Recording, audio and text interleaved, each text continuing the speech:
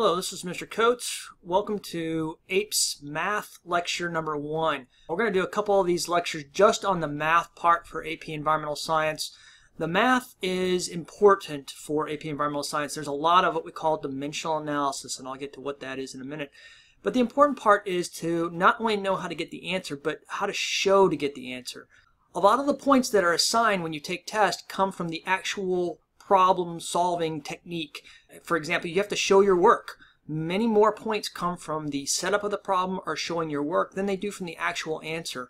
In fact, a lot of times you can use unrealistic numbers, and as long as you use the right setup, you can still get points.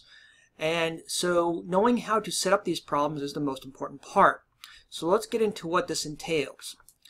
So this is called dimensional analysis. Now that's a pretty fancy name. It basically means that you're converting from one quantity to another quantity. It's like converting from inches to feet, or something else similar, yards to miles, or something like that. Something you're very familiar with. But in APES, they do it with other things. They'll do it metric conversions, and I know a lot of students aren't very familiar with metric conversions, so we'll go into some metric conversions here.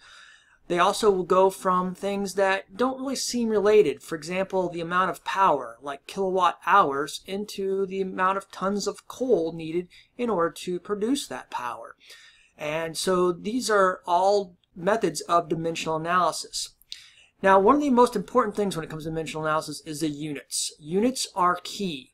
And in science, you must always have units. I cannot stress the importance of using units. If you do not have units in science, then the number is meaningless. It means absolutely nothing.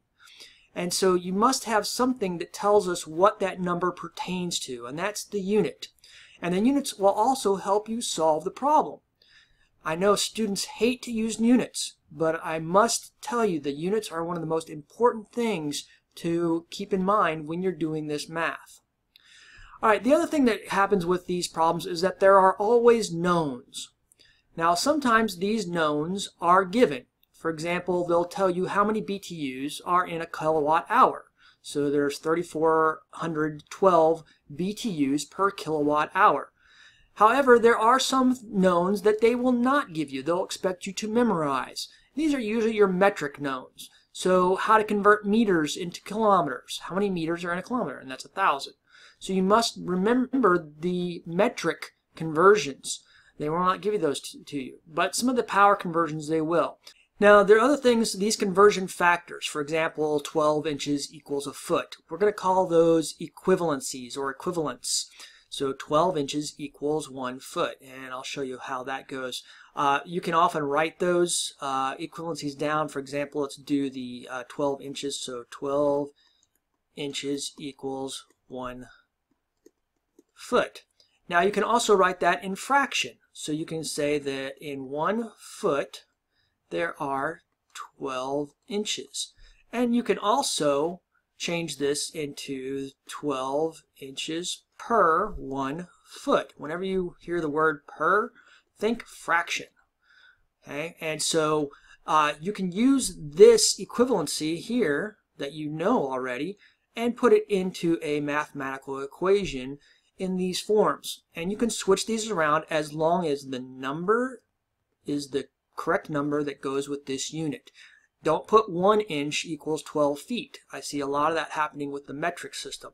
So you have to be careful and make sure that the number is the right number that goes with the correct unit. As long as you have that, then you can swap these two back and forth. All right, so let's get to our first problem. It's a fairly easy one.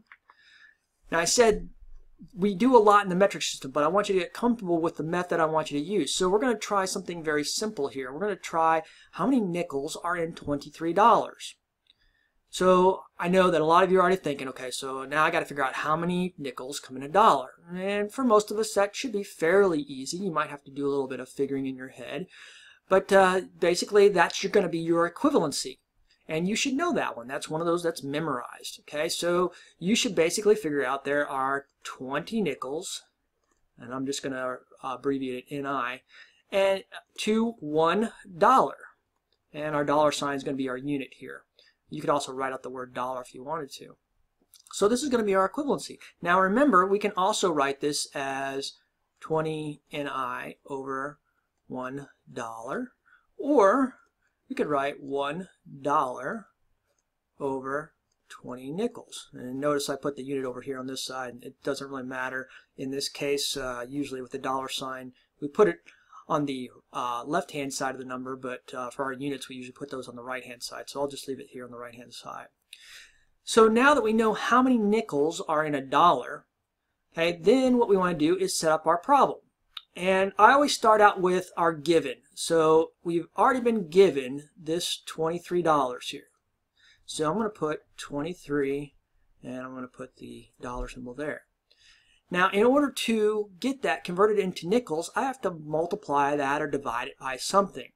So I'm going to start by multiplying, and usually you multiply it by a fraction. So we're going to use one of these fractions. Now, the hard part sometimes is to figure out what fraction do I use. The easiest way to look at it is to look at your units. Your units want to cancel out. So our unit here is dollar. So that means that to cancel out our dollar unit, that means we have to have dollar unit on the bottom. Now we know that in the end we want to know how many nickels. So we know our nickel unit is going to be our last unit. So we don't want nickels to cancel out. So in our end, we want nickels as our ending unit. So then we say, okay, so I need an equivalency that has nickels over dollars. So I go up here and I say, oh, I have an equivalency here. It has nickels over dollars. So I just plug in the numbers then. 20 over 1. And then I do my math. Okay, and my math gives me 460 nickels.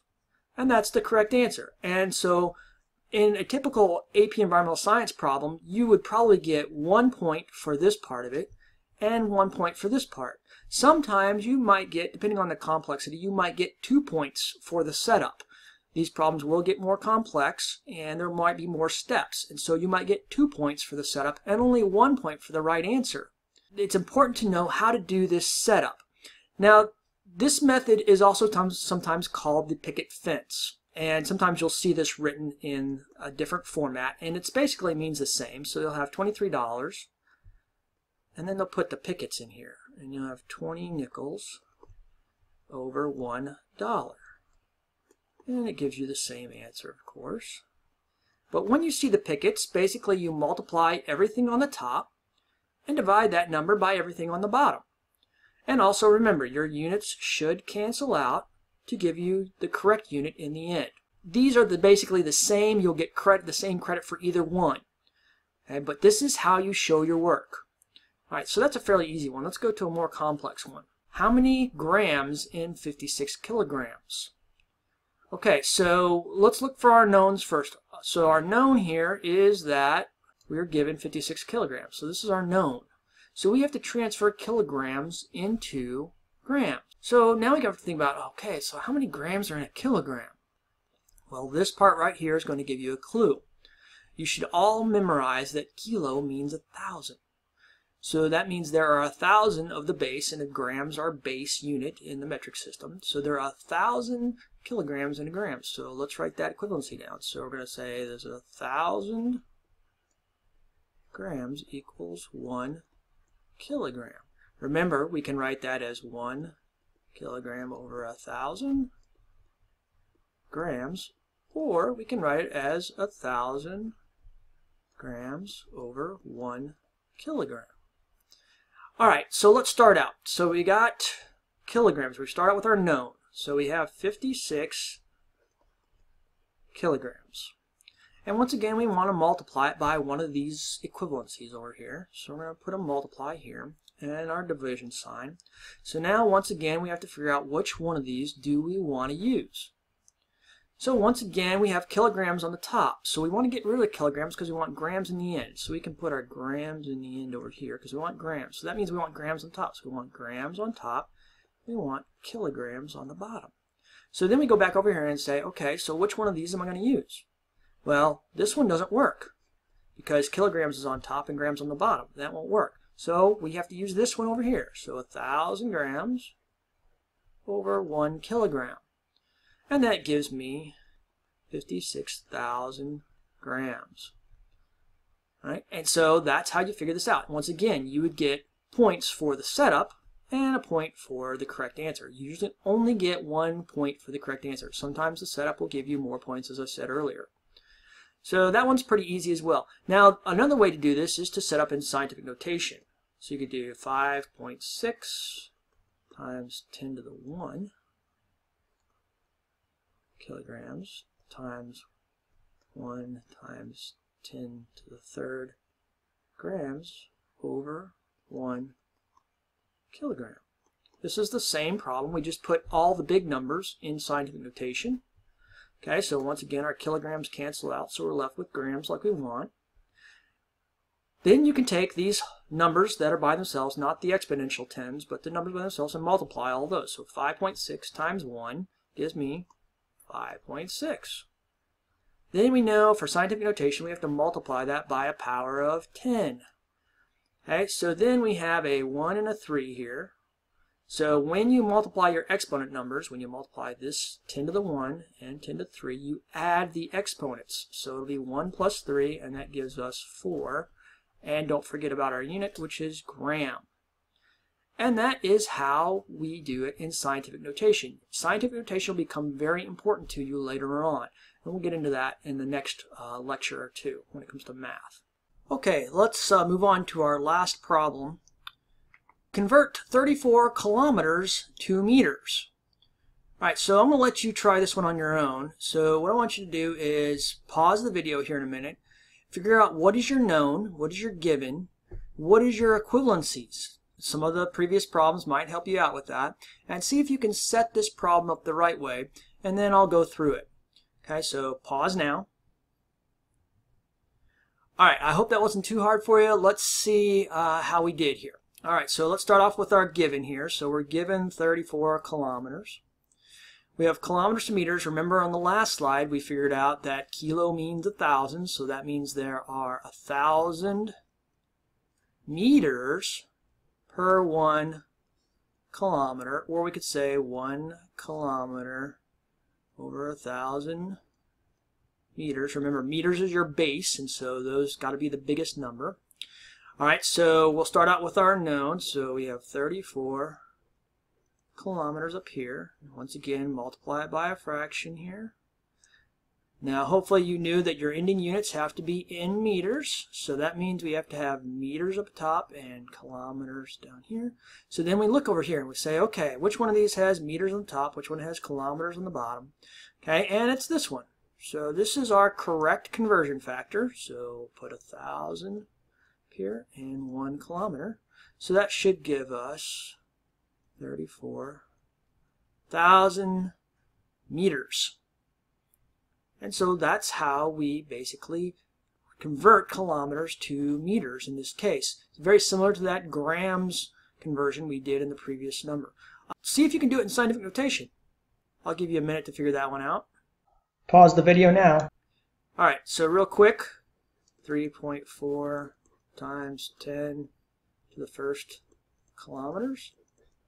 1 times 10 to the 3 meters over 1 kilometer equals 3.4 times 10 to the 4th meters is the correct answer. So hopefully you figured that out. Like I said, this math is not difficult. The trick is not to panic. Think about what you got to do and then take steps to get there. You can show some of these problems in multiple steps. Sometimes you can show them in one big step. It depends on how you want to do it. All right, I hope that was helpful. If you have any questions, please come into class and we can tackle them and get ready for some practice problems.